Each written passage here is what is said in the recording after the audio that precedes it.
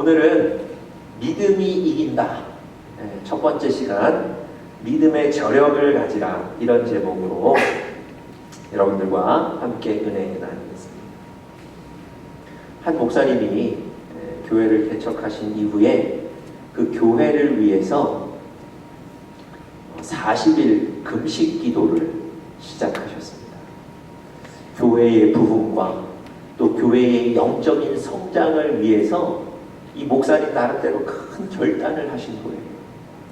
그런데 여러분 아시다시피 40일 금식 기도라는 게 절대 쉬운 일이 아닙니다. 40일 동안 물만 드시고 계시는 거예요. 식사를 안 하시는 거예요. 이 40일 금식 기도는 어쩌면 생명을 내놓고 하는 기도입니다. 그러니까 여러분, 이 목사님이 자기 자신의 어떤 목적의 성취나 자기 꿈을 이루시기 위해서 기도하시는 게 아니고 교회를 위해서, 하나님이 맡겨주신 그 사역을 위해서 기도하시겠다고 큰 결단을 하신 거예요. 그렇게 금식 기도를 시작하셨는데요. 17일째 되던 날 이 목사님이 돌아가시고 말았어요. 세상을 떠나셨어요. 여러분, 그 가족들이 얼마나 큰 충격을 받았겠습니까? 아니, 하나님 나라와 교회를 위해서 금식 기도했는데, 아니, 살려주시기는커녕 교회를 부흥시켜 주시기는커녕 이 목사님을 데려가신다는 것이 여러분, 이 가족들로서는 전혀 이해가 되지 않았습니다.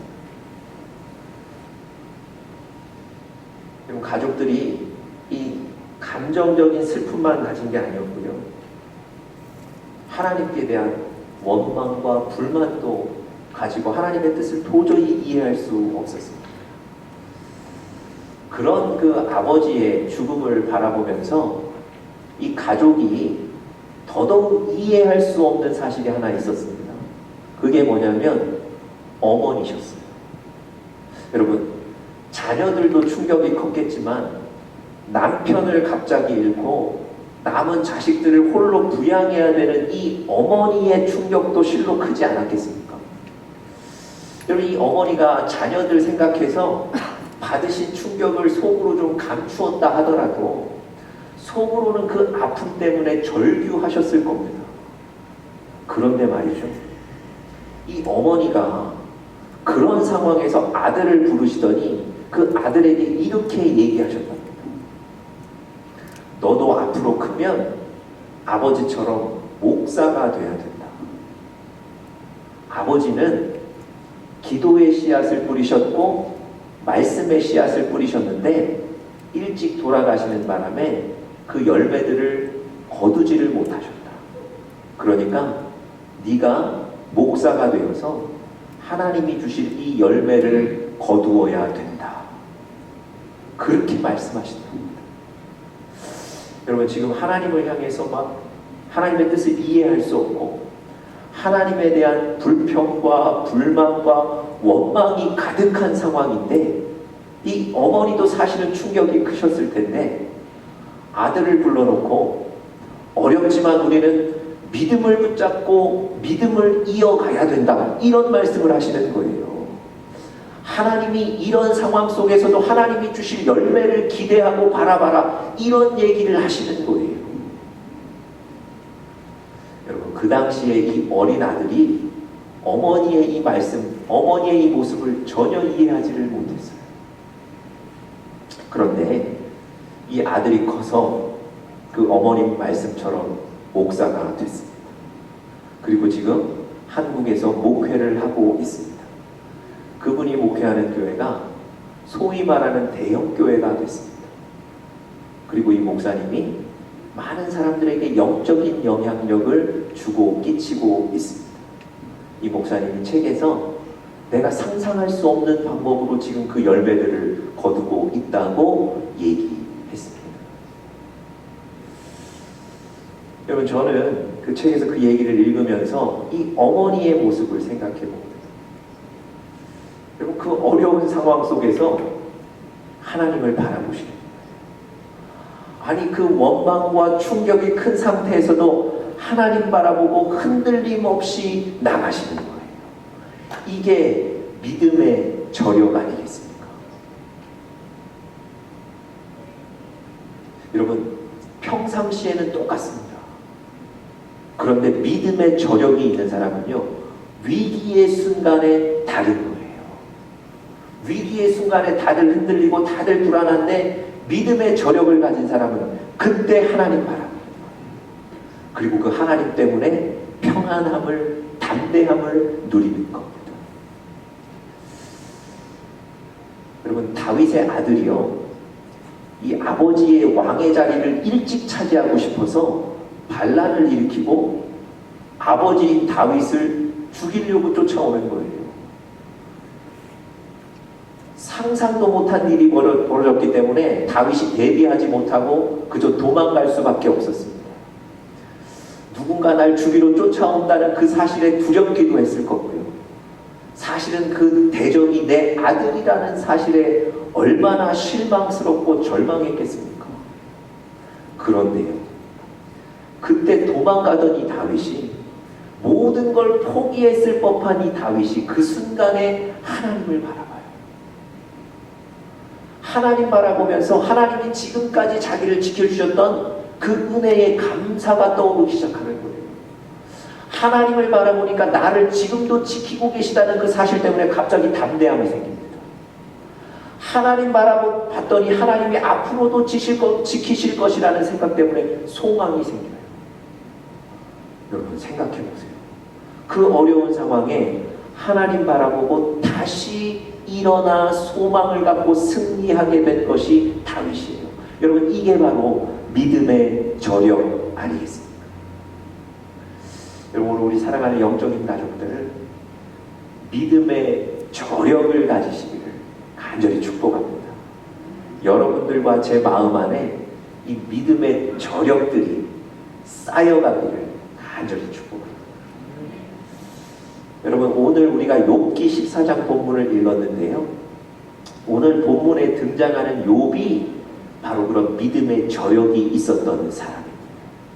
여러분들 다 아시는 대로 욥은 정말 우리가 상상하기 어려운 고난을 당했습니다.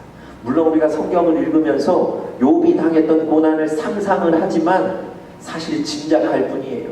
그 고난이 얼마나 컸습니까? 13절, 오늘 우리가 읽었던 13절 보시면 그의 고난이 얼마나 컸는지를 우리가 그의 고백 속에서 유추할 수 있습니다. 자, 13절 제가 한번 읽어보겠습니다. 나를 스올, 음부입니다. 나를 음부에 감추시며 주의 진노가 쉴 때까지 나를 숨겨주십시오. 이렇게 하나님 앞에 지금 요청하는 거예요. 여러분, 음부가 어디입니까? 지금 우리가 가진 성경에는 스올이라고 나오는데 또 다른 말로 음부거든요. 음부가 어디냐면 쉽게 생각하면 이런 겁니다. 죽은 사람들을 장사 지내는 무덤이에요. 그런데 여러분, 지금 살아있는 욥이 하나님께 죽은 사람을 묻는 장사 지내는 그 무덤에 나를 그냥 거기에 넣어주십시오. 나를 거기에 그냥 숨겨주십시오.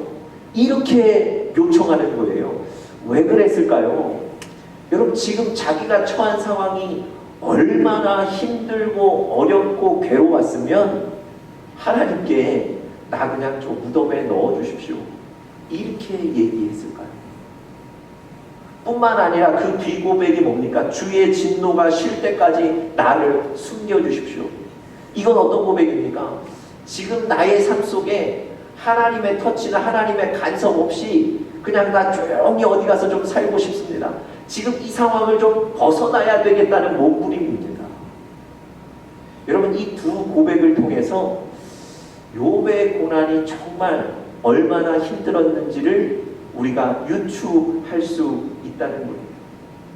그런데 이렇게 차라리 나를 저 무덤에 넣어주십시오 고백했던 다윗이 채 한 절도 끝나기 전에 다른 고백을 해요.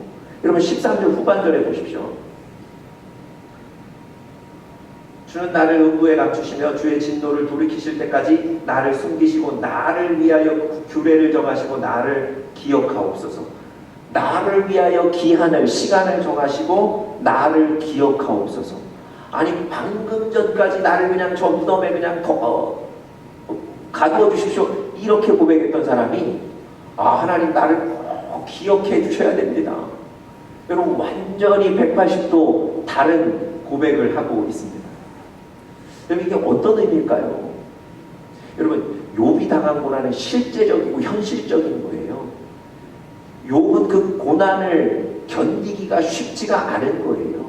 그래서 여러분 그 고난, 그 아픔 때문에 그 아픔을 표현하기 위해 때로는 울기도 하고 때로는 절규하는 겁니다. 앞에 나를 좀 음부에 그냥 내려주십시오. 이 했던 고백은 욥이 당하는 그 현실적인 고난에 대한 아픔에 대한 표현이었던 거예요. 하나님 난 너무 힘듭니다. 이런 얘기였던 거예요. 그리고 이 뒤에 고백, 나를 꼭 기억해 주셔야 됩니다.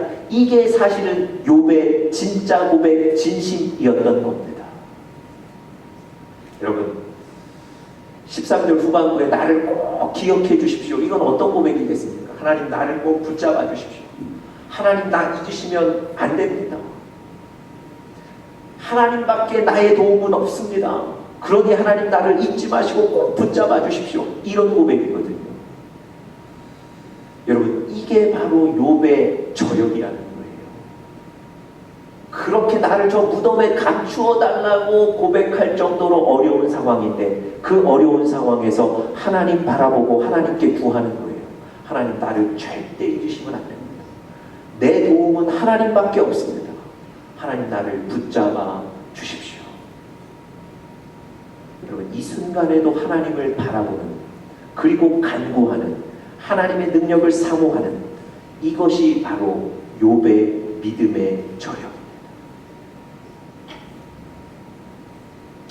여러분 이 욥이라는 사람은 어떻게 이 믿음의 저력을 가질 수 있었을까요? 어떻게 욥은 이 믿음의 저력을 보여줄 수 있었을까요? 오늘 그 뒤에 나오는 고백들 속에서 이 욥의 믿음의 저력이 무엇이었는지를 우리가 같이 좀 유추해 볼 수 있습니다. 우리가 세 가지로 좀 살펴보면서 여러분과 저도 이 믿음의 저력의 주인공들이 될 수 있기를 간절히 바랍니다. 첫 번째로 욥이 보여줬던 첫 번째 믿음의 저력은 욥은 하나님의 때를 기다린 사람이었다는 것입니다. 욥은 하나님의 때를 기다린 사람이었습니다.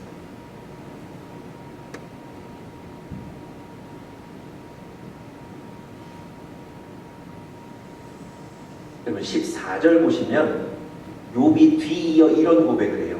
나의 싸우는 모든 날 동안을 참고 노이기를 기다리겠나이다. 14절 후반부에 나의 모든 고난의 날 동안을 참으면서 풀려나기를 기다리겠나이다. 여러분 욥은 지금 하나님 앞에 하나님이 일하실 것을 내가 기다리겠습니다. 이렇게 고백하는 거예요. 지금 내가 어려운 고난을 당하고 있는데 이 고통이 끝이 아니라는 거예요.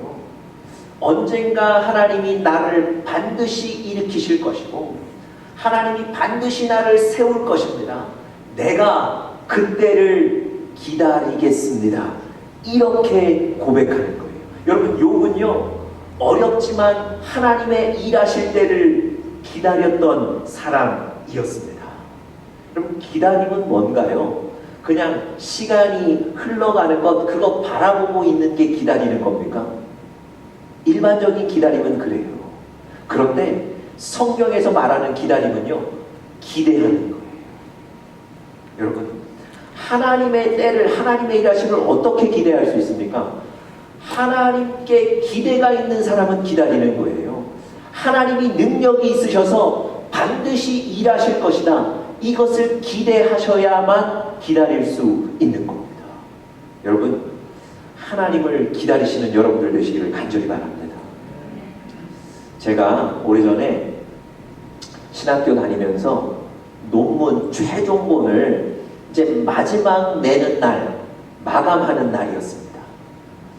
이제 몇 시간 후면 논문 최종본을 내는 그런 시간이었는데요. 제가 다 모든 걸 다 준비했다고 생각했는데 마지막에 하나를 보니까 오류가 생긴 거예요.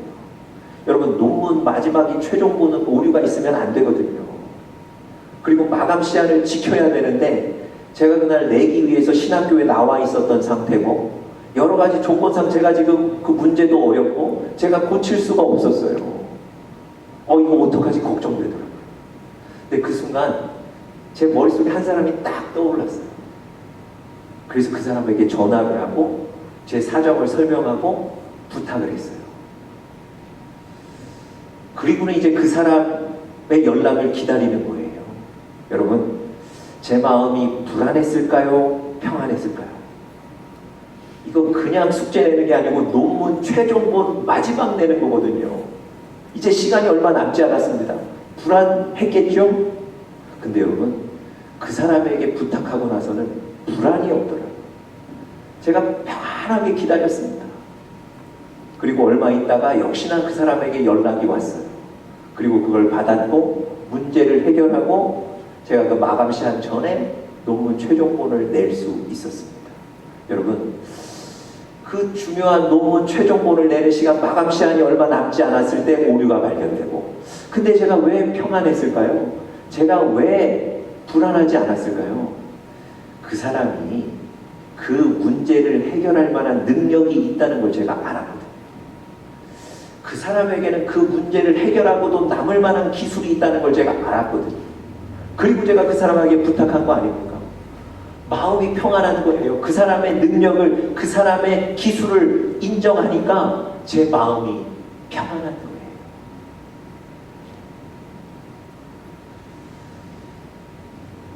여러분, 하나님은 능력의 하나님이신 줄 믿습니다.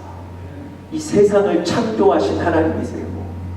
여러분, 우리가 그 하나님, 그 능력의 하나님을 인정하고 그 하나님의 일하심을 편안하게 기다리실 수 있게 되기를 간절히 축복합니다. 여러분, 또 기다림은요, 기다림은 기대면서 또 하나, 기다림은 신뢰입니다. 여러분, 고통스럽지만 하나님이 일하실 것을 신뢰하는 사람은 하나님의 때를 기다리실 수 있습니다. 이 욥이 바로 하나님을 신뢰했던 사람입니다. 하나님에 대한 신뢰가 없는 사람은요, 기다릴 수 없습니다. 여러분, 욥이 아까 앞에 제가 설명드렸던 대로 얼마나 큰 고통 중에 있었습니까? 그런데요, 그 어려움 중에도 욥은 한 번도 하나님의 주권, 내 인생을 붙잡고 계시고 내 인생을 인도하실 분은 하나님이시라는 그 하나님에 대한 주권을 한 번도 부정해 본 적이 없는 사람입니다. 자, 우리 다 같이 욥기 1장 21절 말씀 한번 같이 스크린 통해서 한번 보시겠습니다. 욥기 1장 21절, 욥의 고백인데요. 함께 읽어보겠습니다. 시작. 내가 모태에서 알몸으로 나와사온즉 또한 알몸 돌아가리라. 주시니도 여호와시요 거두시니도 여호와시오니 여호와의 이름이 찬송을 받으실지니라. 여러분, 그 어려운 고난 속에서도 욥은 뭐라고 고백하죠? 나에게 주신 분도 하나님이시고 이것을 갖고 가시는 분도 하나님이십니다. 그래서 나는 그 하나님을 찬양합니다. 여러분, 이 욥은요, 하나님의 주권을 저 어려운 상황 속에서도 인정했던 사람, 다시 말씀드리면 하나님을 신뢰하고 있던 사람이에요. 그래서 오늘 아까 그 14절의 고백에 보니까 내가 하나님의 때를 기다리겠습니다, 이렇게 고백할 수 있는 겁니다. 여러분, 하나님을 신뢰함으로 기다리실 수 있기를 바랍니다. 여러분, 감을요, 너무 먹고 싶어서 일찍 따면 그거 떨궈서 먹을 수가 없어요.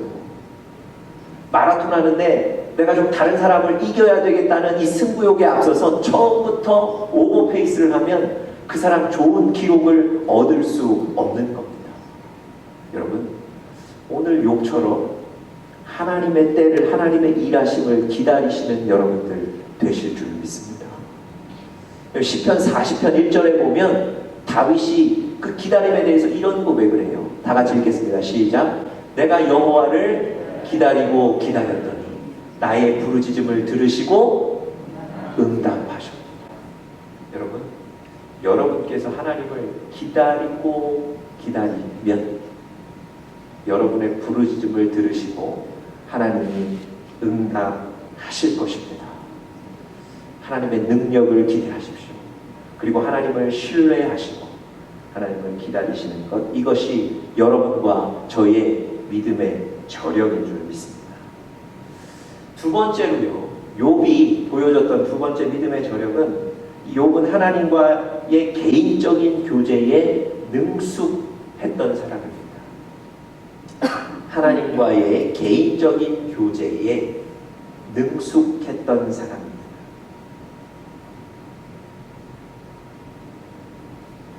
여러분, 이 어려운 상황 속에서 이 욥이 이 믿음의 저력을 발휘했던 건요, 하나님과의 개인적인 교제가 능숙했기 때문이었습니다. 여러분, 아까도 말씀드렸지만 이 욥이 지금 어려운 시간을, 고난의 시간을 보내고 있는데요, 15절 한번 보십시오. 뭐라고 얘기합니까? 주께서는 나를 부르시겠고 나는 대답하겠습니다. 여러분, 무슨 얘기입니까? 지금 이 어려운 상황에서 하나님께 묻고 하나님은 대답하실 것이고 나는 그것을 듣겠다는 거예요. 하나님과 개인적으로 교제하는 것, 하나님과 개인적으로 만나고 대화하고 하나님으로부터 음성을 듣는 이 개인적인 교제를 이 어려운 때 하겠다는 거예요. 여러분, 어려운 상황에서 도망가거나 실망하지 않고, 하나님 말씀해 주세요. 하나님 어떻게 하면 좋을까요? 하나님, 나는 또 하나님의 음성을 듣겠습니다. 이렇게 이 어려운 때 하나님과의 개인적인 교제를 할 수 있다는 건요, 평소에 이 사람이 하나님과의 교제에 능한 사람이라는 뜻입니다. 평상시에 하나님과 교제를 하는데 아주 능한 사람이었기 때문에 이 어려운 상황에서도 하나님 말씀해 주십시오. 내가 하나님 음성 듣겠습니다. 그렇게 나가는 거예요.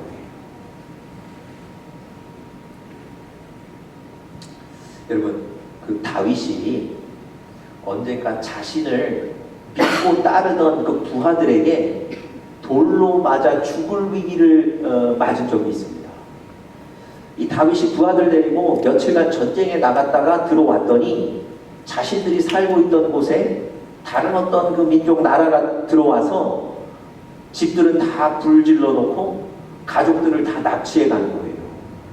그러니까 여러분, 와서 보니 가족들 다 납치되어 가고 이 모든 군사들의 마음에 막 그 분노가, 충격이 일어나기 시작하는 거예요. 격분하고 나니까 그 모든 원인을 이 다윗에게 돌리는 거예요.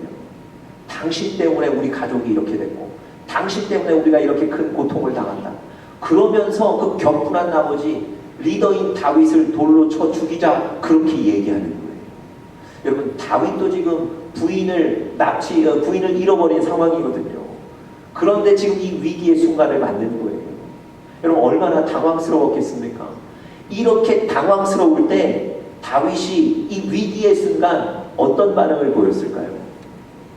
제가 몇 주 전 수요일 날도 설교를 드렸는데요, 이 다윗이 갑자기 하나님 앞에 기도하면서 이렇게 물어요. 하나님, 이 위기의 순간 내가 어떻게 하면 좋을까요? 하나님, 우리 마을에 쳐들어와서 우리 가족을 납치해간 사람들, 그 사람들 지금 쫓아가도 될까요? 그랬더니 하나님이 대답을 하세요. 그래, 지금 쫓아가면 그 사람들 만나게 될 거고 가족들 다 다시 찾아오게 될 거야. 그리고는 그 말씀에 순종해 갔더니 정말 그 사람들 만나게 되고 가족들을 다 찾아와서 그 위기의 순간을 돌파하게 됩니다. 여러분 보세요. 그 위기의 순간에 하나님께 묻고 하나님은 대답하시고 다윗은 듣고 순종하는 거예요. 하나님과 이 개인적인 교제가 아주 능숙한 거예요. 하나님과의 개인적인 교제의 능력이 있었기 때문에 이 위기의 순간을 돌파할 수 있는 겁니다. 여러분, 이 다윗에게, 욥에게 하나님과의 개인적인 교제의 능력이 바로 믿음의 저력이었던 거예요. 여러분, 여러분과 제가 이 하나님과 개인적으로 교제하는 일, 이 일에 날마다 훈련이 되시기를 간절히 바랍니다. 성경 읽고 성경 묵상하고 기도하고 예배드리는 이 일, 이것이 하나님과 개인적으로 교제하시는 일입니다. 한국에 많은 훌륭한 목사님들 계시지만 한국에서 가장 설교를 잘하는 목사님이라고 평가를 받는 어떤 목사님이 계신데요. 그분의 강의를 제가 직접 가서 들은 적이 있습니다. 근데 그분의 설교에 대해서 다들 궁금한데 설교 준비를 어떻게 하십니까? 물었더니 이분 대답이 이래요. 저의 모든 설교의 그 기초는 제가 매일 아침 성경을 읽고 묵상할 때 받은 은혜, 그것이 바로 제 설교의 기초입니다. 여러분, 자기의 어떤 지식과 경험을 가지고 설교를 가져오는 게 아니고요, 하나님과의 개인적인 교제에서 하나님이 주셨던 은혜를 가지고 설교하는 거예요. 여러분, 하나님과의 개인적인 교제가 이렇게 능력이 있는 겁니다. 여러분과 제가 단순히 신앙생활의 외관만 가진 것이 아니라 하나님과의 개인적인 교제에도 능하신 우리 사랑하는 영적인 가족들 되시기를 간절히 바랍니다. 마지막 세 번째로요, 이 욥은 자존감이 높았던 사람입니다. 이 욥의 믿음의 근원, 욥의 이 믿음의 저력의 모습은요, 욥은 자존감이 높았던 사람.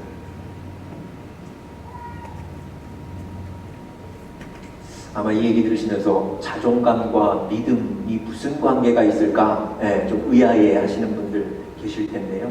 여러분, 이 자존감이라는 게 뭡니까? 내가 가치 있는 존재라고 여기는 거예요. 내 자신을 가치 있는 존재라고 여기는 거예요. 여러분, 여러분과 저는 실제로 가치 있는 존재입니다.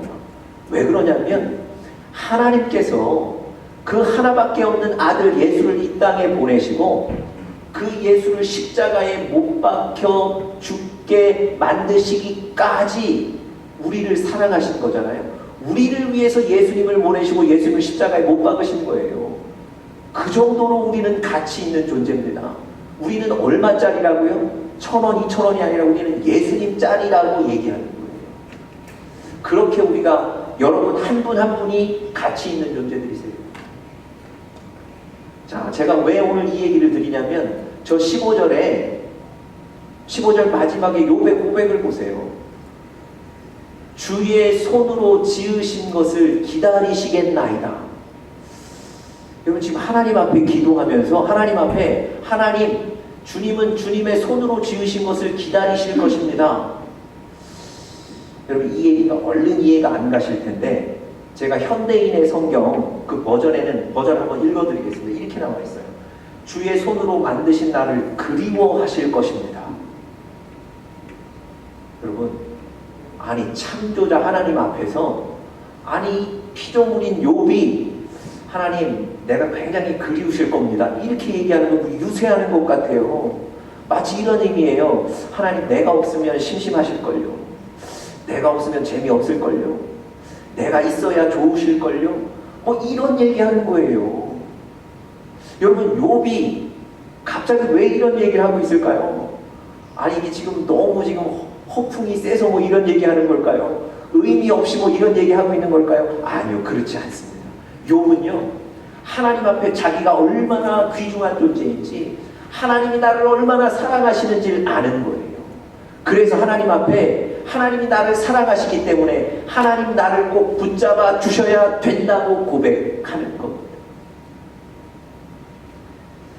여러분, 욥은 지금 자존감이 상당히 높은 사람이에요.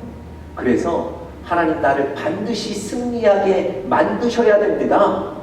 이렇게 고백하는 겁니다. 여러분, 거기서 이 욥의 믿음의 저력이 나온 거예요. 여러분도 열등감이 아니라 높은 자존감을 가지고 사시기를 간절히 바랍니다. 여러분, 그 사도행전에 보면 성전 앞에 앉아서 늘 구걸하던 사람이 있죠. 네. 여러분, 지금은 성령시대라는 책에 보니까 이 사람에 대해서 이렇게 얘기하더라고요. 이 사람은 열등감과 심한 열등감과 분노가 있었던 사람이라고 합니다. 맨날 성전 오고 가면서 자기를 하찮게 보고 자기를 내려다보는 그 사람들 바라보면서 맨날 열등감에 빠져 있었다는 거예요. 네. 여러분, 이 열등감이라는 건 자기 자신을 싫어하는 겁니다. 아무런 소망이 없어서요, 자기 자신을 그냥 게으름과 나태함과 지금 현재의 모습에 내버려 두는 거예요. 열등감이 많은 사람은 그런 거예요. 열등감이 많은 사람은 지금 자신의 문제를 해결하고 앞으로 더 좋은 방향으로 나아가야 되겠다는 의지나 욕구조차 가지지 못하는 거예요. 인생의 목적이 없으니까 도전하지도 못하는 거예요. 그런데 여러분, 자존감이 있는 사람은 시도하게 되고 하나님 앞에 구하게 되는 거예요.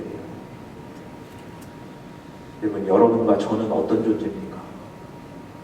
우리는 하나님 앞에 너무 가치 있는 귀한 존재인 줄 믿습니다.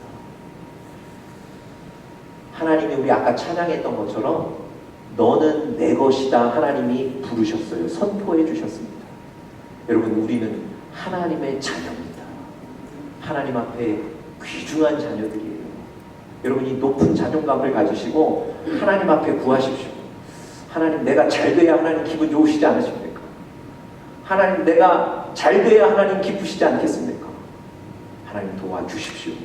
하나님, 나를 붙잡아 주십시오. 어려운 상황 속에서도 부르짖고 기도하는 여러분들 되시기를 간절히 축복합니다. 여러분, 오늘 이 욥의 믿음의 저력을 기억하십시오.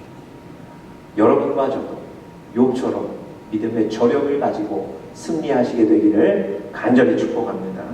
우리 다 같이 기도하겠습니다.